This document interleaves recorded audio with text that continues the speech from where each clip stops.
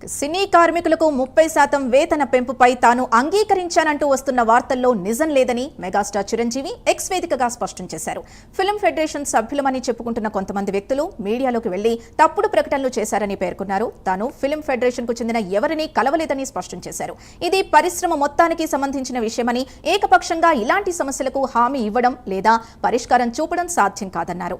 అన్ని వర్గాలతో చర్చలు జరిపే న్యాయసమ్మతమైన పరిష్కారానికి రావడం ఫిల్మ్ ఛాంబర్ సమిష్టి బాధ్యత అని వివరించారు. ఇలాంటి నిరాధారమైన తప్పుడు ప్రకటనల్ని తాను ఖండిస్తున్నానని స్పష్టం చేశారు.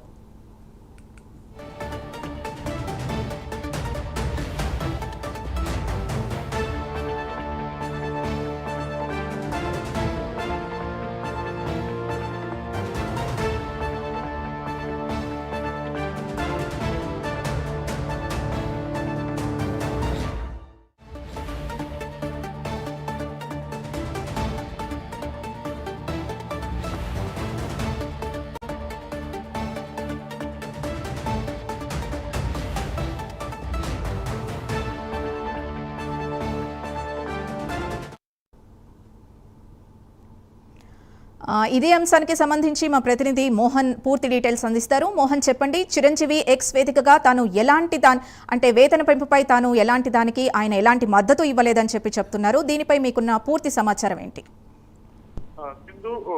ఈరోజు వేతన పెంపుకు సంబంధించి ఫిలిం ఛాంబర్ ఎంప్లాయీస్ మీద 6వ రోజు సమ్మె జరుగుతుంది. దీనికి సంబంధించి ఇప్పటికే నిర్మాతలు బాలకృష్ణ చిరంజీవిని కలిశారు. నిర్మాతలతో చేసి చిరంజీవి ఒకటి చెప్పారు, మీ వర్షం నేను విన్నాను, ఫెడరేషన్ వాళ్ళతో కూడా మాట్లాడి వాళ్ళ వర్షం కూడా విని తర్వాత ఒక నిర్ణయం తీసుకుంటాము అనేసి చెప్పినట్టు ఆ రోజు మనకి కళ్యాణ్ గారు మీడియా ముఖంగా చెప్పారు.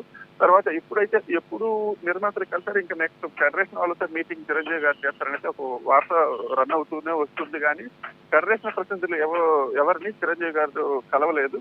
అయితే ఈ రోజు కొన్ని చోట్ల వచ్చేసి చిరంజీవి గారు అంటే ఫైట్ మాస్టర్స్ ప్రెసిడెంట్ యూనియన్ ఉంటుంది, ఆ ప్రెసిడెంట్ టైగర్ రాజ్ అనే ఒక వ్యక్తి ఒక మీడియాతో మాట్లాడుతూ చిరంజీవి గారిని మేము పర్సనల్ గా కలిసాము, ఆయన వేతన పెంపుకు సంబంధించి 30% హైక్ సంబంధించి నేను మీకు హెల్ప్ చేస్తాను, దాంట్లో మీరేం టెన్షన్ పడకండి అని చెప్పినట్టు ఆయన చెప్పుకొచ్చారు.